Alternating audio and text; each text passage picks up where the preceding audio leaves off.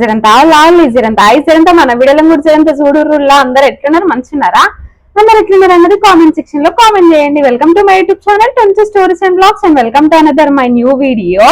నేనైతే లేట్ చేయకుండా ఇటు వీడియో ముచ్చట్లోకి వెళ్ళిపోదాం. మీరు కూడా లేట్ చేయకుండా మన వీడియోకి ఒక చిన్న లైక్ ఇచ్చి కొత్త వాళ్ళు ఎవరైనా మన ఛానల్ చూస్తున్నట్టయితే సబ్స్క్రైబ్ చేసుకుని పక్కనే ఉన్న బెల్ ఐకాన్ అయితే కొట్టేసేయండి. సో ఇంకా ఈ రోజు వీడియో ముచ్చట్లు ఏంటంటే, లాస్ట్ వీడియోనైతే చూసారు కదా, నేనైతే ఎన్టీ స్కాన్ గురించి అయితే క్లియర్ గా అయితే ఎక్స్ప్లెయిన్ చేశాను కదా, అదే నా రిపోర్ట్స్ గురించి. సో నా రిపోర్ట్ లో ఎన్టీ స్కాన్ రిపోర్ట్ లో ఎట్లుంది, దాని ప్రాసెస్ అంతా ఏంటిది, ఇంకా డబల్ మార్కర్ టెస్ట్ గురించి అదైతే ఎక్స్ప్లెయిన్ చేసిన. ఎవరైనా చూడకపోతేనైతే ప్రీవియస్ వీడియోస్ లో ఉంటే ఒకసారి అయితే ఇంట్రెస్ట్ ఉన్న వాళ్ళు చెక్అవుట్ అయితే చేయండి. ఇంకా ఈ వీడియోనైతే టిఫా స్కాన్ గురించి మీతో షేర్ చేసుకుందామని ఇట్లా వచ్చి కూర్చున్నా అనమాట. ఇంకా టైం దొరికినప్పుడే వేసుకోవాలి కదా. మహా కూడా ఇంట్లో లేదు. మహా వచ్చేసి ఇంకా పిన్ని వాళ్ళ ఇంటి దగ్గరే ఉంది. అందరు అడుగుతున్నారు మహా వచ్చిందా వచ్చిందా వచ్చిందా అనేసి. ఇంకా మహా అయితే రాలేదు. అందుకోసమే ఇంత తీరిగ్గా కూర్చొని అయితే వీడియో చేయగలుగుతున్నా. ఇంకా తను లేనప్పుడే వీలైనంత వరకు నేను చేయాలనుకున్న వీడియోస్ అన్ని చేద్దాం అన్నట్టుగానైతే చేస్తున్నా. సో ఇంక ఇప్పుడైతే నేను టిఫా స్కాన్ గురించి లేట్ చేయకుండా ఎక్స్ప్లెయిన్ చేస్తా. నా రిపోర్ట్స్ లో ఏముంది, నా రిపోర్ట్స్ ఎట్లా వచ్చినాయి అన్నది. సో చాలా మంది అయితే గ్రోత్ స్కాన్ గురించి అడుగుతున్నారు. నెక్స్ట్ అయితే గ్రోత్ స్కానే రాబోతుంది అన్నమాట. సో ఇంక ఇప్పుడైతే లేట్ చేయకుండా మనం అయితే టిఫా స్కాన్ లోకి వెళ్ళిపోదాం. యాక్చువల్లీ నా టిఫా స్కాన్ వచ్చేసి చాలా లేట్ గా జరిగింది. నాకు ఇచ్చిన డేట్ కంటే 20 days లేట్ గా నేనైతే వెళ్ళినాను. టిఫా స్కాన్ చెయ్యను అన్నారు. మస్తు అంటే మస్తు భయపడ్డా నేను, బయట చేసుకోవాలి అనేసి అన్నారు. డేట్ అయిపోయింది అన్నారు. కానీ లక్కీగానైతే ఇంకా మేడము చేపించారనమాట. సో ఇంకా నాకైతే టిఫా స్కాన్ చాలా లేట్ గా జరిగింది. మీరు నాలాగా లేట్ మాత్రం అస్సలు చేయకండి. మనకు టిఫా స్కాన్ వచ్చేసి ఎర్లీ టిఫా స్కాన్ ఉంటది, లేట్ టిఫా స్కాన్ ఉంటది. సో 18 weeks చేసింది అనుకోండి, అది ఎర్లీ టిఫా స్కాన్ అయిపోతుంది. సో మళ్ళీ కంపల్సరీ ఎర్లీగా చేసుకున్నా కానీ మళ్ళీ ఒకసారి చేసుకోవాల్సి వస్తుంది.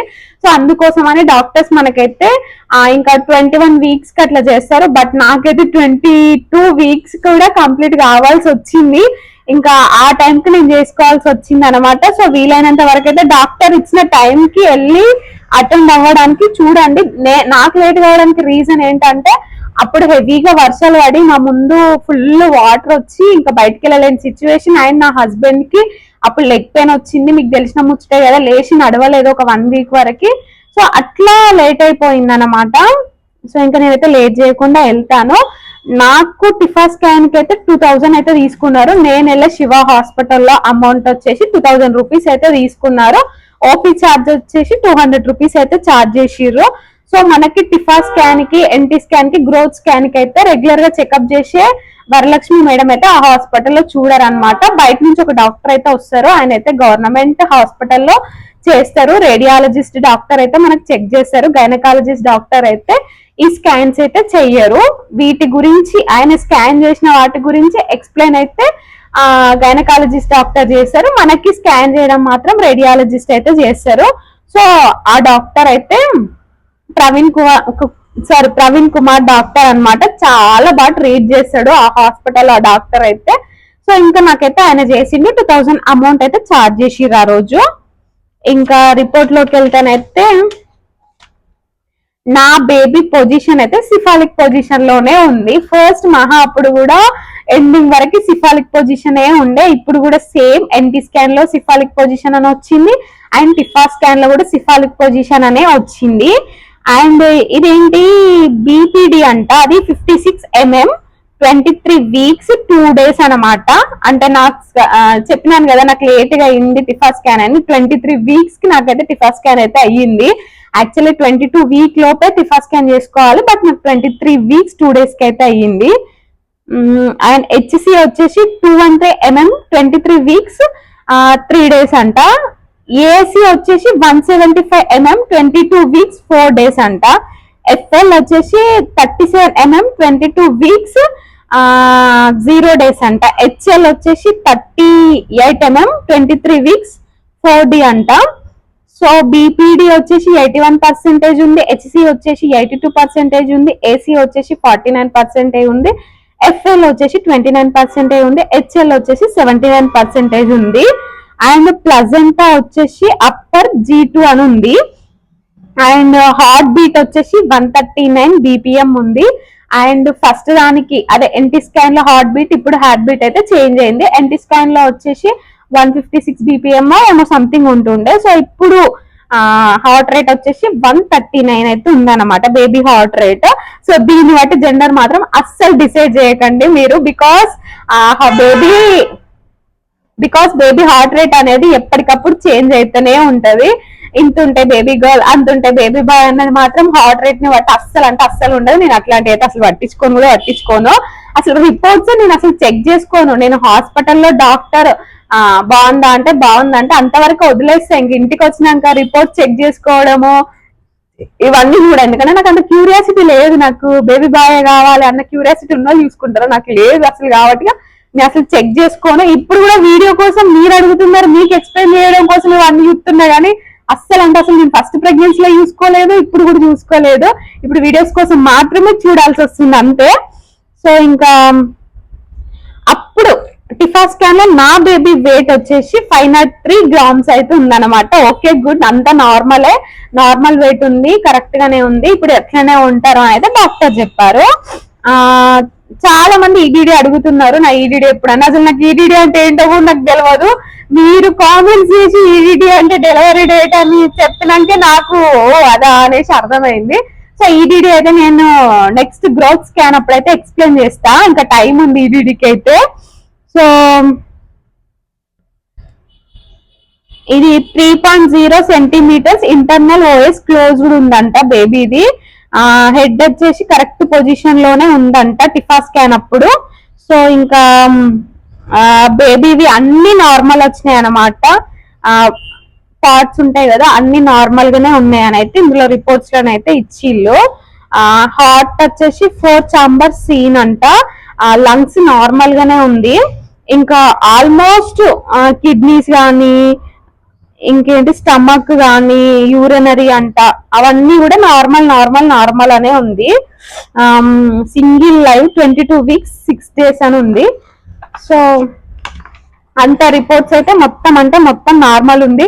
మెయిన్ గా ఈ రిపోర్ట్స్ లో మీరు అందరు వెయిట్ చేసి హార్ట్ రేట్ గురించే వెయిట్ చేస్తారో నాకు తెలుసు. సో అది మాత్రం అంతా నేనైతే పట్టించుకోను అనమాట. ఇంకెవరిష్టం వాళ్ళది ఉంటది కానీ నేనైతే అవైతే నమ్మను. సో ఇదన్నమాట నా టిఫా స్కాన్ రిపోర్ట్స్. అసలు ఇందులో ఎక్స్ప్లెయిన్ చేయడానికి కూడా ఏముందో నాకు అర్థం కావట్లేదు. మీరు అడుగుతున్నారు కాబట్టి మీకోసం చేయాల్సి వస్తుంది అంతే. ఇంకా అందులో ఉన్నవే ఇక్కడ వెనక కూడా ఇచ్చిర్రు అంతే. ఇందులో స్కాన్ లో yeah this is my baby, చూసిరా? ఇదన్నమాట నా టిఫా స్కాన్ ముచ్చట్లు.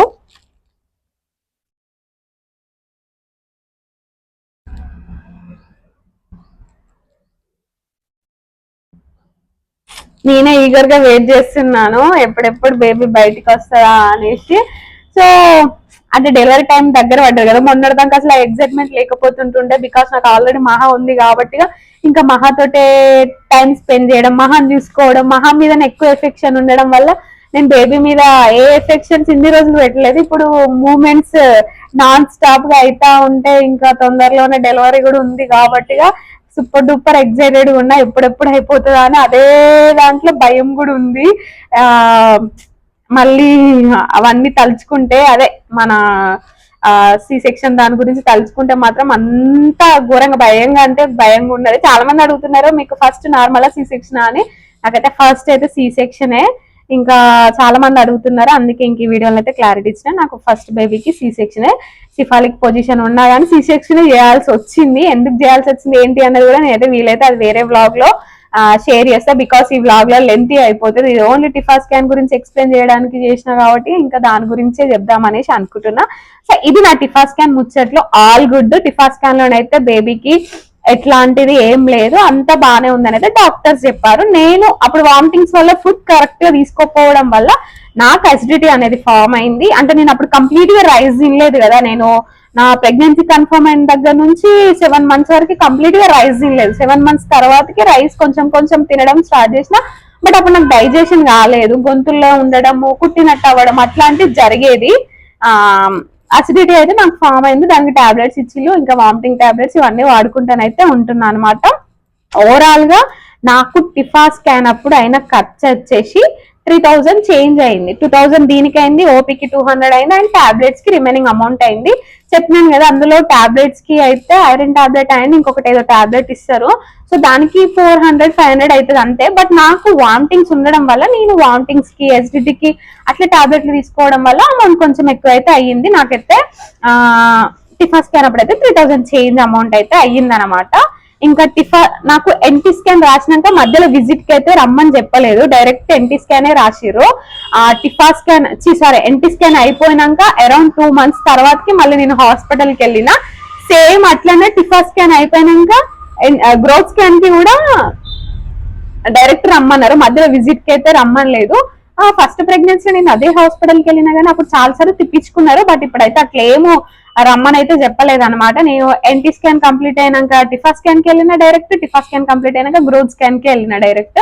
కాకపోతే మధ్యలో ఒకసారి నాకు స్టమక్ పెయిన్ రావడం వల్ల ఇంకా భయం వేసి వెళ్లాల్సి వచ్చింది. డాక్టర్స్ అయితే రమ్మనలేదు, నా అంతా నేనే అయితే వెళ్ళిన అనమాట. సో నెక్స్ట్ అయితే గ్రోత్ స్కాన్ ముచ్చట్లేదు మీతో షేర్ చేసుకుంటా. గ్రోత్ స్కాన్ కోసం అయితే ఈగర్ గా మీరు అందరు వెయిట్ చేస్తారని నాకు తెలుసు. చాలా మంది కంటిన్యూస్ గా నాకు కామెంట్లు పెడుతూనే ఉన్నారు, బేబీ వెయిట్ ఎంత ఉంది చెప్పండి చెప్పండి అని. బికాస్ నేను ప్రాపర్ గా ఫుడ్ తీసుకోలేదు కదా, బేబీ వెయిట్ కరెక్ట్ ఉందా లేదా అన్నట్టు చాలా మంది అడుగుతున్నారు. సో నెక్స్ట్ అయితే లేట్ చేయకుండా నేనైతే గ్రోత్ స్కాన్ గురించి అయితే ఎక్స్ప్లెయిన్ చేస్తే, ఈ వీడియో నచ్చితే లైక్ చేయడం అస్సలు మర్చిపోకండి. అండ్ ఈ వీడియోని ఇంకొంతమందికి షేర్ చేయడానికి ట్రై చేయండి. కొత్త వాళ్ళు ఎవరైనా మన ఛానల్ చూస్తున్నట్టయితే సబ్స్క్రైబ్ చేసుకుని నా పక్కనే ఉన్న బెల్ ఐకాన్ అయితే కొట్టేయండి. ఇంకా ఇప్పటికే చాలా లాగ్ అయిపోయింది ఉంటాం వల్ల. అంతే వీడియో, బాయ్ బాయ్.